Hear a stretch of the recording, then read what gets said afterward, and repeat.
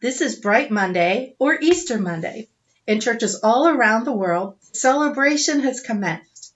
Around the world, it's celebrated in all kinds of different ways. My family is German, as you can probably tell from my name. There is a Bavarian practice that has the faithful gathering back in church on Easter afternoon for a time of storytelling and practical joking. There's an early Orthodox tradition for Easter Monday, too. On Easter Monday, the faithful gather together for stories, jokes, and anecdotes. To this day, in Slavic regions, Christians gather the day after Easter for folk dancing and feasting in the churchyard. There, it's called Dingus Day. In Latin America, they do very much the same thing. They call it the day for Easter laughing. It is Easter Monday, so it's a time to laugh. It's a time for joy. Our world needs joy, and we have the joy it needs. How should you celebrate the day after Easter? Well, with a good laugh, of course. As I mentioned, some traditions have a party, a really fun party. We can't do that as a church family, but maybe you can do it while you shelter in place with your family. This isn't sacrilegious in case you come from a more severe tradition, and it's rooted in good Christian theology. It began hundreds of years ago.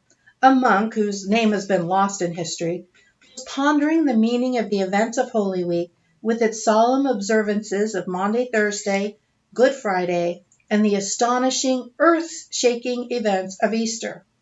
What a surprise ending, he thought. And then suddenly, like a bolt of lightning, he had a new insight. His hearty laugh startled his fellow monks, breaking the silence of their contemplation. "Don't you see?" he cried. "It was a joke, a great joke, the best joke in all of history. On Good Friday, when Jesus was crucified, the devil thought he'd won. But God had the last laugh on Easter when he raised Jesus from the dead." The monks called it the Easter laugh. The idea spread rapidly, and the day after Easter became known as a day of joy and laughter in Orthodox, Catholic, and Protestant countries. In homes and churches, it became common to celebrate God's great joke on the devil with joke-telling sessions. It became the custom even in monasteries, especially in monasteries. We need to laugh. April is National Humor Month. This observance was started in 1976 by humorist Larry Wilde, author of 53 books on the subject of humor and director of the Carmel Institute of Humor, whatever that is. According to Mr. Wilde's website, National Humor Month is designed to heighten public awareness on how the joy and therapeutic value of laughter can improve health, boost morale, increase communication skills, and enrich the quality of one's life. Wilde says, since April is often bleak and grim and taxes are due on the 15th, it can be one of the most stressful times of the year.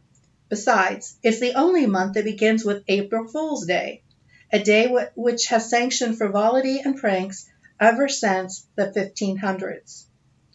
I suspect God laughs a lot and wants us to laugh and to be full of joy too. Check out Psalm 2. It says, "He who sits in the heavens laughs."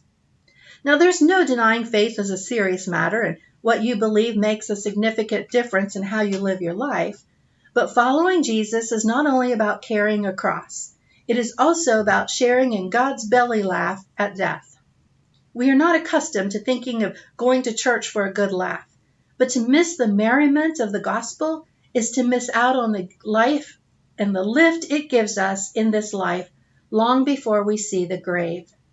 My intention is hardly to tell you to take laughter seriously. I mean, that's an oxymoron if there ever was one. And the Bible itself reminds us there is, in addition to a time to laugh, also a time to weep. What's more, some types of laughter are quite ungodly, which would include laughter that is mocking or ridiculing, or the kind that finds glee in the pain or troubles of others, or the kind that tries to excuse wrongdoing by dismissing it as just having fun. Nonetheless, I want to remind you the gospel is at root good news, and Christianity is a faith that proceeded into the world carried on the joy of the first disciples.